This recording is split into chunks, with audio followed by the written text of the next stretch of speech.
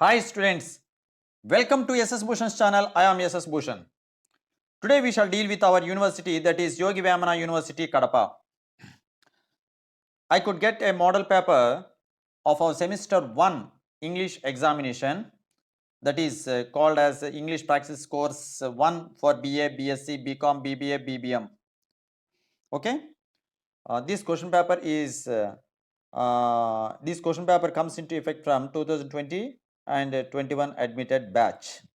Now coming to the paper, time 3 hours, marks 75 marks. Coming to the first one, answer any two of the following questions. 4 questions are given and you are supposed to answer any two. What are the different types of listening? List the qualities of a good listener. What are the barriers of effective listening? What is effective listening? How can one become an effective listener? See, coming to the first question, what are the different types of listening?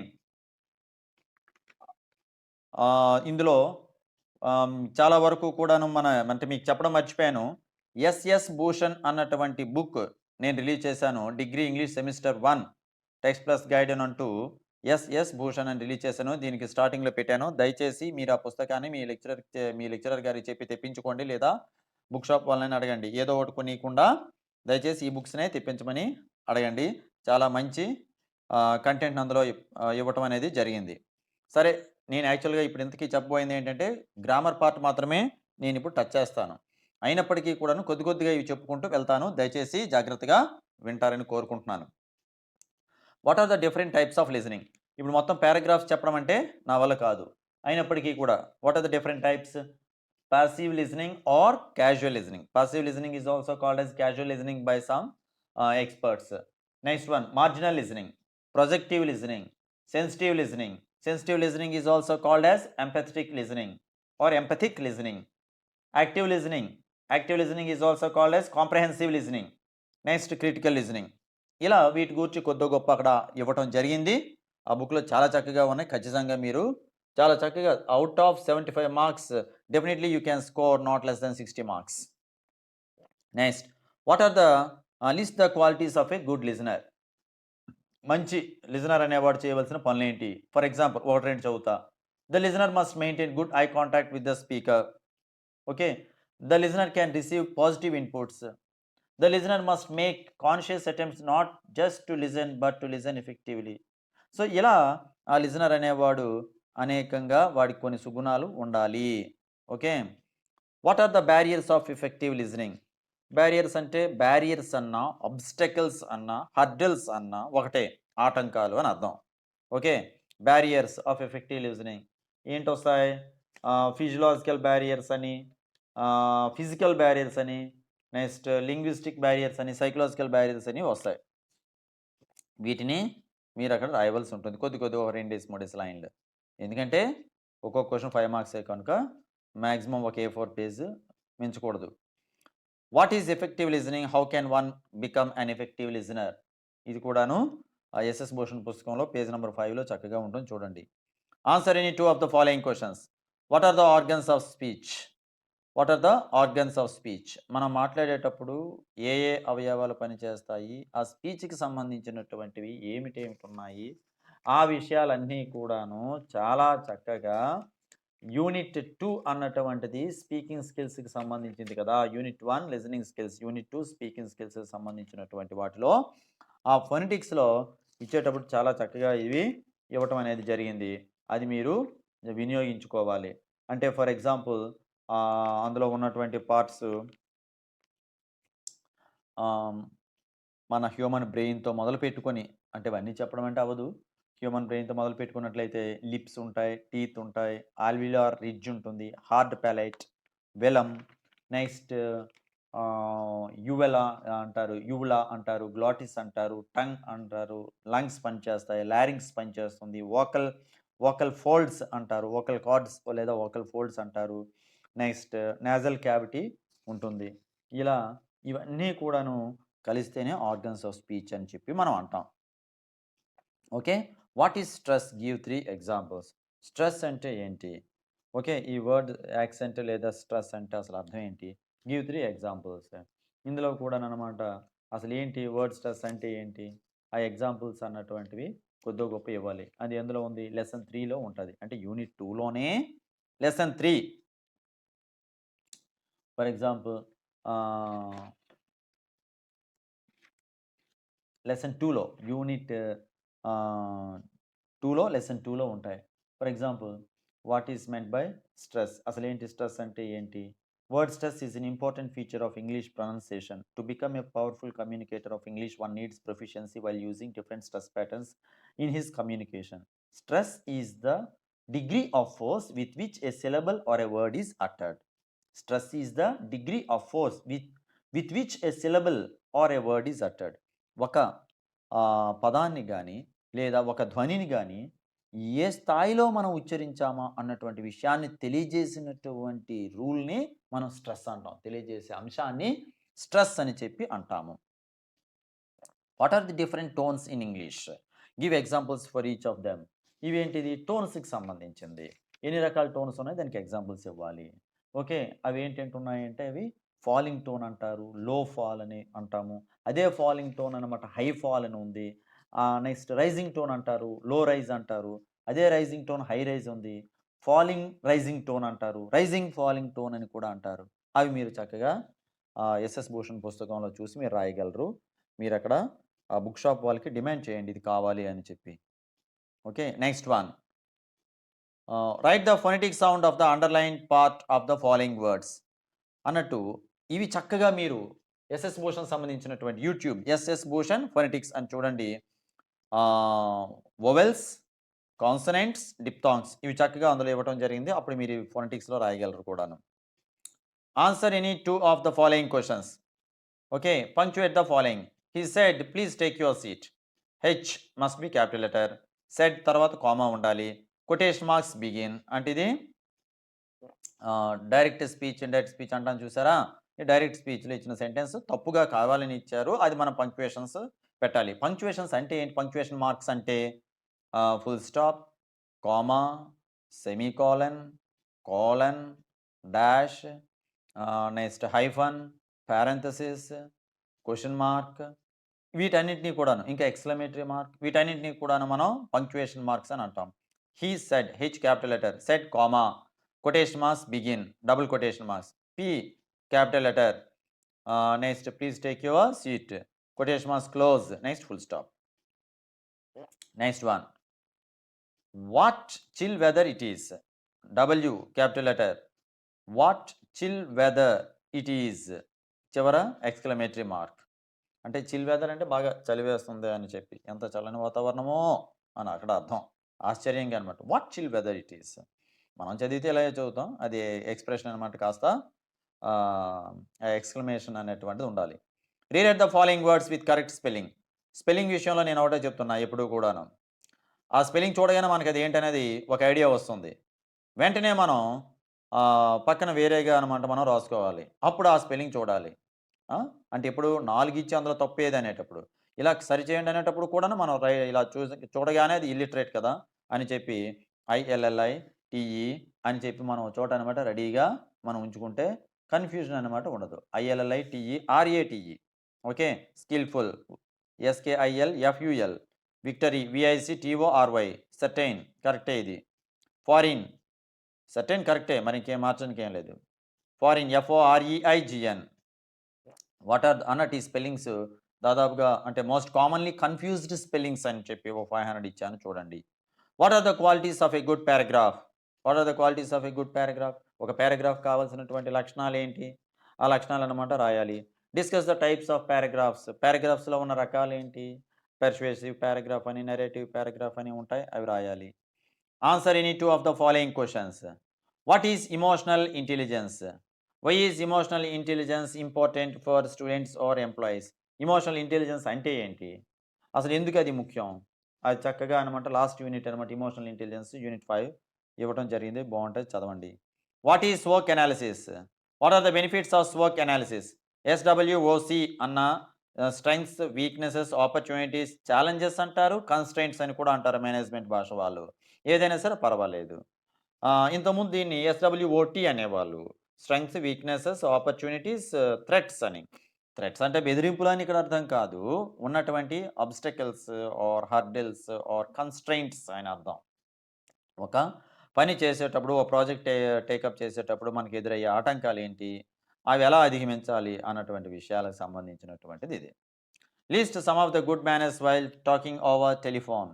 మనం టెలిఫోన్‌లో మాట్లాడేటప్పుడు అనమాట వయ్యారంగా ఏదో ఒక పక్క బీరకాయలో, బెండకాయలు కోసుకుంటూ, ఓ పక్క ఉల్లిపాయలు కోసుకుంటూ, ఓ పక్కనమాట బిస్కెట్‌లు తింటూ, ఓ పక్క టీవీ చూస్తూ ఉంటే అవతల వాళ్ళకనమాట చిరాకుగా ఉంటాది. ఏంటా గోల అనేటట్టుగా అక్కడ ఏదో శబ్దం వినిపిస్తుందనేటప్పుడు. ఇవన్నీ కూడాను ఇది నేను ఏవో కొద్దిగా చెప్పాను గానీ, టెలిఫోన్‌లో పాటించవలసినటువంటి మేనర్స్ మంచి మర్యాద. దాన్ని ఎటిక్వెట్ అంటారు. ఈటీఐక్యూయూఈటీటీఈ. ఆ గుడ్ మేనర్స్ అన్నీ కూడాను పాటించాలి మనం. What is positive thinking and write the advantages of thinking positively. ఎప్పుడూ కూడాను మనం మంచే జరుగుతుందనే ఆశాభావ దృక్పథంతో we must always be optimistic. అలాంటి పాజిటివ్ థింకింగ్‌తో ఉన్నటువంటి పాజిటివ్ థింకింగ్ అంటే ఏంటి? దానివలన మనకు వనగూరే ప్రయోజనాలేంటి? అడ్వాంటేజెస్ ఏంటి? అన్నటువంటిది మీరు అందులో ఇచ్చాను. మీరు చూడండమ్మా. ఇప్పుడు నేను చేయబోయేదేంటి? ఇక్కడ నుంచి గ్రామర్ అనమాట జాగ్రత్తగా చెప్పుకుంటూ వెళ్తాను. కొద్ది కొద్దిగా వివరణ కూడాను అవసరమైన చోట ఇచ్చుకుంటూ వెళ్తాను. ఇది నేను చేయబోయే ముఖ్యమైన పని.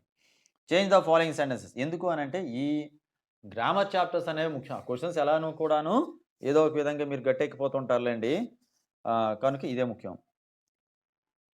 Change the following sentences into passive voice. 3 questions are given, so 3 marks.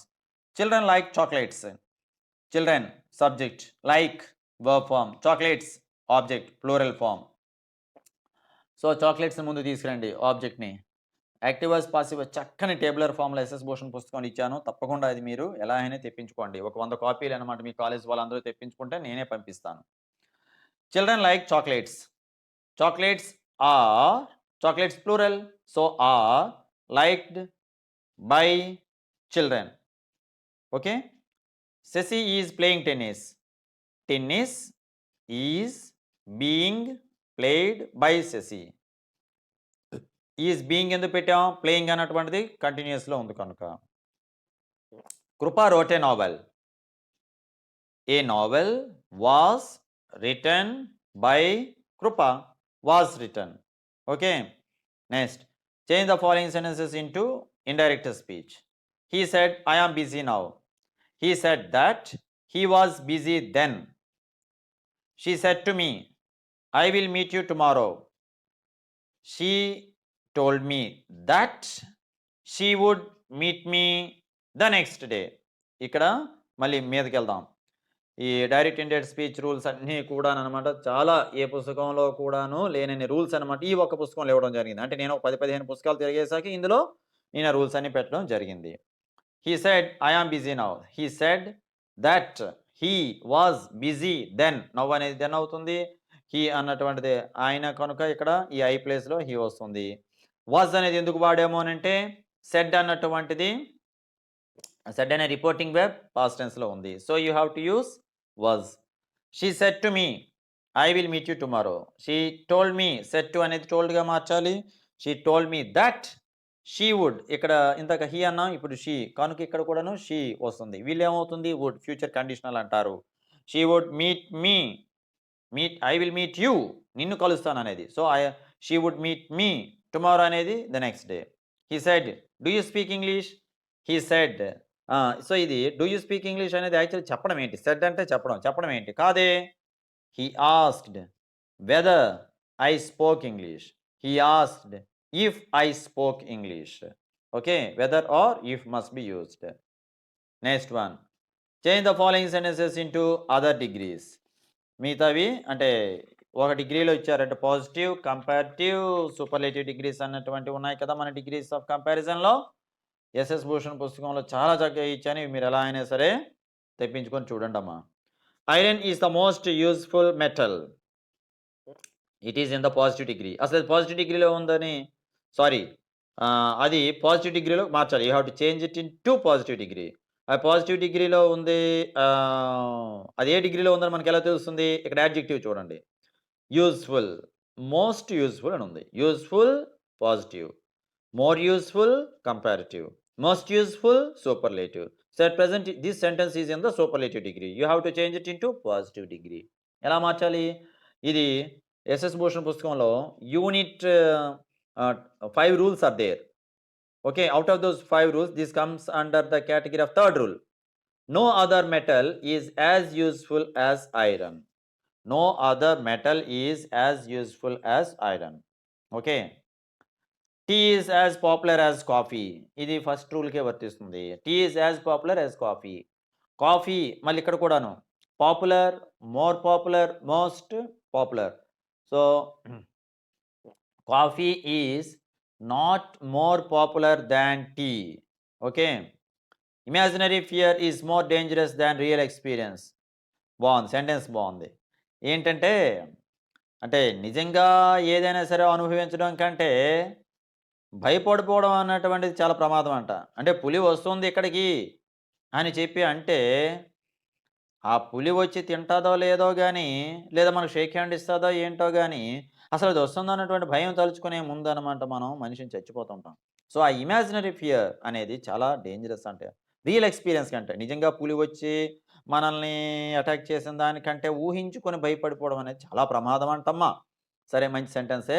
ఇది ఎందులో మార్చాలి ఇది? మోర్ డేంజరస్ కంపారిటివ్ డిగ్రీలో ఉంది. పాజిటివ్‌లోకి మార్చాలి. పాజిటివ్ కదా! హ్మ్. అది ముందు తీసుకురండి. Real experience.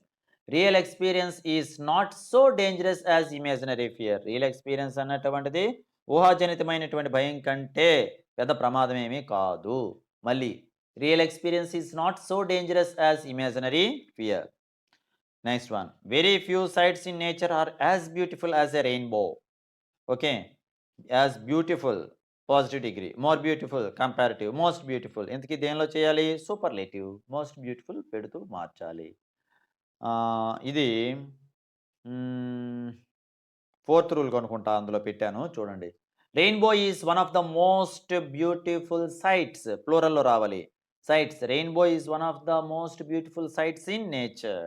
రెయిన్‌బో అన్నటువంటిది మన ప్రకృతిలో అందమైనటువంటిది. కరెక్టే. చాలా బావుంటది. కదా! ఇంద్రధనస్సు అని అంటాం ప్రతిసారి కంపేర్ చేసేటప్పుడు ఏదైనా అందంగా ఉందనే అనేటప్పుడు గాని, ఏదైనా సరే ఒక జీవితం చాలా చక్కగా వెళ్ళిపోతుంది అనేటప్పుడు గాని, రెయిన్‌బోని మనం కంపేర్ చేస్తూ ఉంటుంటాం. Next. Fill in the blanks using the right articles or prepositions. ఓహో! 2 ఒక దానిలోనే ఇచ్చారు. He belongs to Rajahmundry. Prepositions he belongs to. There is a bridge across the river. He is a young scholar. Young research scholar. A friend of me asked about you. A friend of mine అంటే బావుంటది. Me అనే కంటే. A friend of mine asked about you. The train travels 400 kilometers an hour. An hour, an year, HEIR, an honorable man. Okay, an honest man. Next one. అవి వస్తాయి. అవి article సంబంధించిన రూల్స్‌లో చూడండి. Fill in the blanks with suitable verb forms. Okay. Verb కాదది. Verb forms. I dash Singapore last year. Last year. Last year అన్నటువంటి hint or keyword or clue. It indicates that you have to use V2. Okay. I mean past tense. I visited Singapore last year. He dashed in this college since 1998. He since, yeah, since indicates, since and for indicates that you have to use present perfect continuous tense. He has been studying in this college since 1998. Smita dashed on a project now. Now indicates that you have to use the adverb of time. Now indicates that you have to use present continuous. Smita is working on a project now. I dashed the railway station before it was 5. It was 5. I had reached the railway station. Past tense ఒకటి ఉంది it was 5 అని. So past perfect వాడాలి. I had reached the railway station. అంటే ఇది సాధారణంగా చెప్పుకునే examples కానీ కొద్దిగా భిన్నంగా మార్చారు మంచిదే. ఏమని I had reached the railway station before the train came అని అంటాం అలాను. Dogs dash faithful animals. ఇక్కడ బీ ఫామ్ బీ అనేవాళ్ళు బీఈబీ. సో ఆల్రెడీ ఆన్సర్ ఇచ్చేసారు. Dogs are faithful animals. Next. Correct the following sentences. Have you had the lunch. Sentence right. Lunch ముందు article ఉండదు. Have you had lunch అంతే. చాలామంది have ఏంటి had ఏంటి అని నో. అంటే have you taken the lunch? Have you eaten the lunch? Sorry అనకూడదు. Have you eaten lunch? Have you taken lunch అని. ఆ రెండవ హ్యాడ్ అనేది అక్కడ ఈటెన్, టేకెన్ అనే వర్బ్ ఫార్మ్‌ని తెలియజేస్తుంది. ఏ వర్బ్ ఫార్మ్ అనంటే ఇక్కడ మెయిన్ వర్బ్ ఫార్మ్ అని. The house is beside the temple. Besides కాదు. బిసైడ్ పక్కన. Okay. Ram loves Sita. Didn't she? మంచిదే. రాముడు సీతని కాకపోతే ఇంకెవరిని లవ్ చేస్తాడు? So, Ram loves Sita. తప్పు ఇక్కడ ఎక్కడ ఉందంటే డజంట్ షీ. సీతను లవ్ చేయడం తప్పు కాదు. క్వెషన్ ట్యాగ్ తప్పు. డస్ ఇంట్ లవ్స్ అనేటువంటి వెబ్ ఫార్మ్ ఉంది కనుక statement is in the positive. So, the question tag must be in the negative. ఆ నెగెటివ్ రాసేటప్పుడు ఎలా చేయాలి? డస్. ఆ లవ్స్ అని ఉంది కాబట్టి డస్ తెచ్చుకోవాలి. Doesn't she. Sorry, doesn't he. Ram అనేవాడు పురుషుడు కనుక doesn't he. He said that you are an intelligent boy. Okay. ఇక్కడ ఏంటి తప్పు? He said that you were. Okay, WERE. You were. Reporting verb is in the past tense, so you have to use here WERE. You were. You were an intelligent boy. Measles are a infectious disease. రెండు తప్పులు ఉన్నాయి. Measles is an infectious disease. Measles is an అంటే ఇక్కడ is అనేది ఒకటి రావాలి. తర్వాత ఇక్కడ an infectious disease. Okay. Next one. Add question tags to the following sentences. You have received the parcel. You have received the parcel. Have present perfect. So haven't you అని చెప్పి అక్కడ మనం వాడాలి. haven't you అని చెప్పి వాడాలండి. Next one అలా వెళ్దాం. George likes coffee. George likes coffee. George likes అన్నటువంటిది ఉంది. సో ఇక్కడ ఏం చేసుకోవాలి? జార్జ్ అనేవాడు పురుషుడు. సో మనం డస్ ఇంట్ జార్జ్ కదా, హీ. డజంట్ హీ అని చెప్పి అనాలి. Okay. Next one. He doesn't drink liquor. ఇదేంటిది? Statement is in the negative. So you have to use positive. Does he? Pass me that sugar. Will you? Would you? Could you? ఏదైనా. I'm late. Aren't I? యాక్చువల్గా I అని పెట్టి N T అని రాయడం కరెక్టే. కానీ A R E R next N apostrophe T. Aren't I? Aren't I అని చదవాలి దాన్ని. Okay. Aren't I. Next write English words for the following phonetic transcriptions. ఇవి మీరు రాసేస్తారు చాలా తెలివైన వాళ్ళు. Wheel WHEL wheel. Woman WOMAN. About ABOUT. Butter BUTTER. Mother MOTHER. Okay. So ఇది రాస్తారు. నెక్స్ట్ ఏంటమ్మా? మీరు చక్కగా ఎస్ఎస్ భూషణ్ యూట్యూబ్ ఛానల్ని చూస్తూ ఉండండి. నలుగురికి మీరు ఈ లింక్స్ని షేర్ చేస్తూ ఉండాలని కోరుకుంటున్నాడు ఎస్ఎస్ భూషణ్. ఆ ఎస్ఎస్ భూషణ్ ఎవరో కాదండి, నేనే. దయచేసి జాగ్రత్తగా బుద్ధిగా చదువుకుంటారని కోరుకుంటూ I wish you all the best. మర్చిపోకుండా ఈ పుస్తకాన్ని మాత్రం మీరు పొందండి. Thank you.